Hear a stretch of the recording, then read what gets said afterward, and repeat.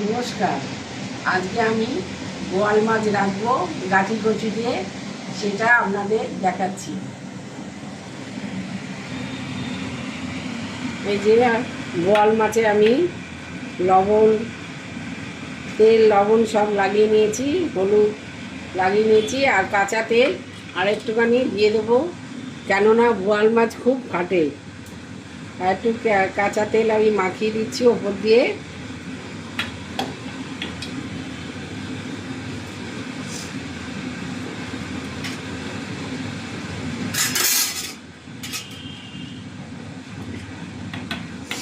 ভালোভাবে মাখিয়ে দিয়েছি।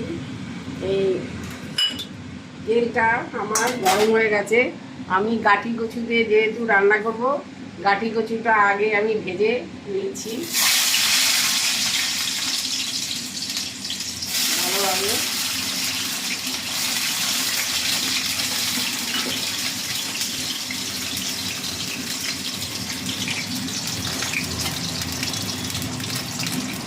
আমি লবণ দিয়ে দিলাম।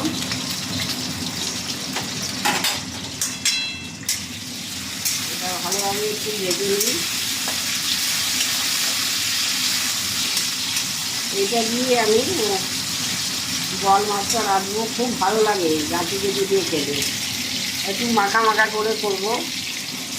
আর বোয়াল মাছ দিয়ে আমি কী মশলা নিয়েছি সেটা দেখাচ্ছি।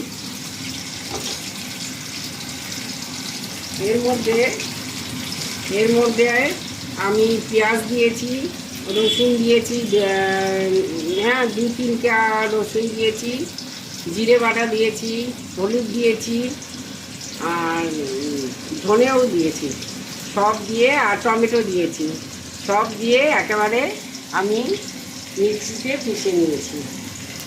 এই মশলাগুলো দেবো।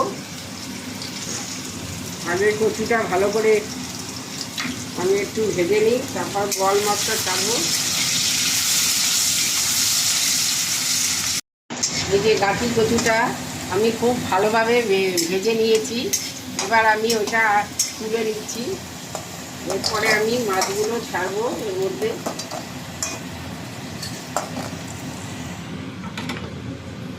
এরপরে এই তেলে আমি মাছগুলো ছাড়বো এক এক করে।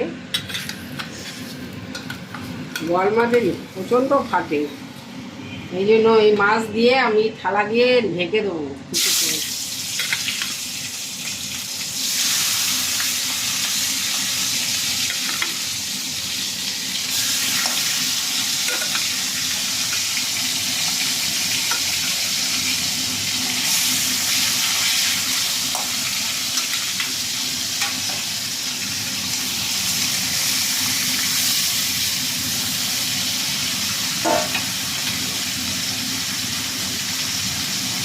আমি থালাটা দিয়ে ঢেকে দিচ্ছি, নইলে মাছগুলো ভীষণ ফাটে। মাছ ভাজা হয়ে গেলে তারপর আপনাদের আমি তুলে দেখাবো। মাছগুলো আমার ভালোভাবে সব লাল লাল করে ভেজে নিয়েছি। এরপরে আমি মাছগুলো এক এক করে তুলবো আস্তে আস্তে।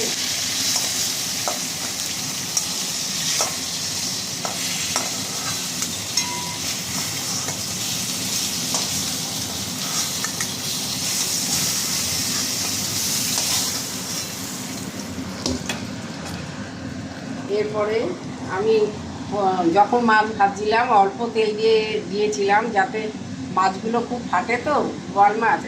আর একটুখানি আমি কড়াইতে এই জন্য তেল দিয়ে নিচ্ছি। আর একটু কড়াইতে তেল দিলাম, একটু কালো জিরে ফোড়ন দেবো।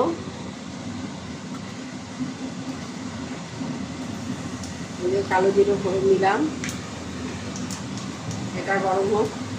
তারপরে ওই সব মশলা যা যা বেটেছিলাম, তার সাথে ওই গাঠি কচু ভেজে রেখেছিলাম, এর মধ্যে সব একসাথে একবার আমি দিয়ে দেবো। দিয়ে এটা দিয়ে আমি কষবো।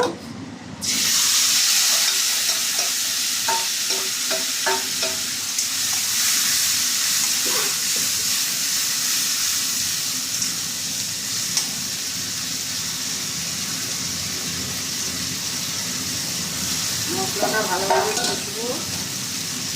এই মশলা বাটার এই জলটাও আমি দিয়ে দিলাম।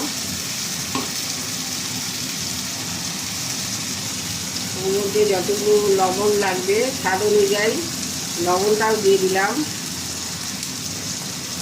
আমি পিঙ্ক সল্ট ব্যবহার করি, এই পিঙ্ক সল্ট আমি ব্যবহার করি রান্নায়।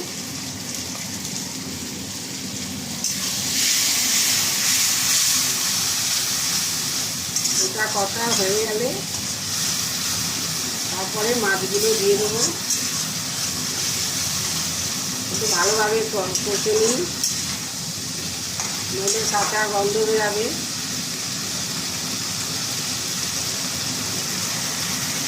আমার এইটা মশলাটা খুব ভালোভাবে আমি কষে নিয়েছি।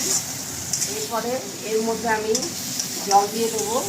খুব বেশি একটা জল দেবো না, কেননা গাঁটি কচু আমি লাল লাল করে ভেজেই নিয়েছিলাম, তারপর মশলার সাথে এতক্ষণ কষলাম, আর এইটাই গা মাখাই ভালো লাগে। আমি অল্প জল দিয়ে দিচ্ছি।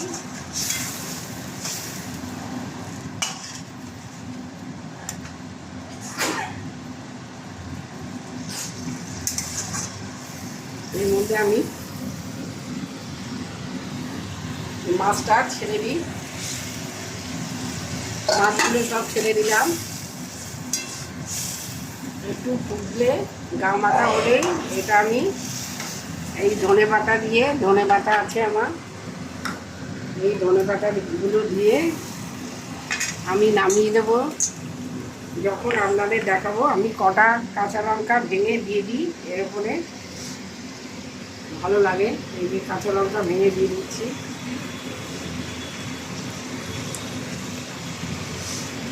এই মাছ একটু ঝাল ঝাল কষা কষাই ভালো লাগে, এগুলো ঝোল ভালো লাগে না, ঝাল ঝাল কষাই ভালো লাগে।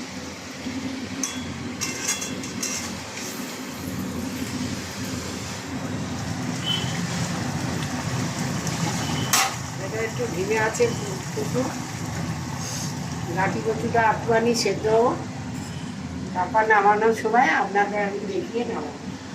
একটু ফুটতে দিলাম, একটু ঢেকে দিলাম। এবার আমি এটা তুলে দেখবো কচুটা আবার সেদ্ধ হয়েছে কিনা। গাঁটি কচু, হ্যাঁ গাঁটি কচু একদম সেদ্ধ হয়ে গেছে, আর এটাও বেশ মাখা মাখা হয়ে গেছে।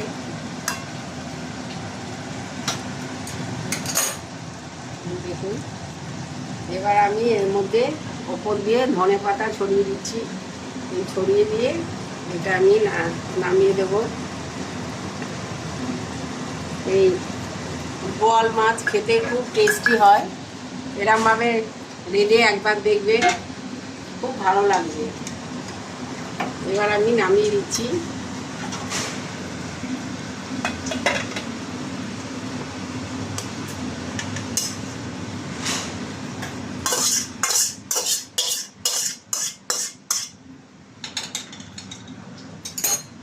এই যে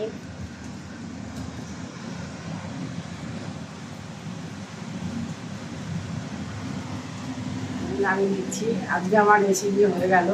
আপনারা যদি আমার রান্না দেখে আপনাদের ভালো লাগে, আপনারা আমাকে অনেক অনেক করে লাইক দেবেন, শেয়ার করবেন আর সাবস্ক্রাইব করবেন। নমস্কার।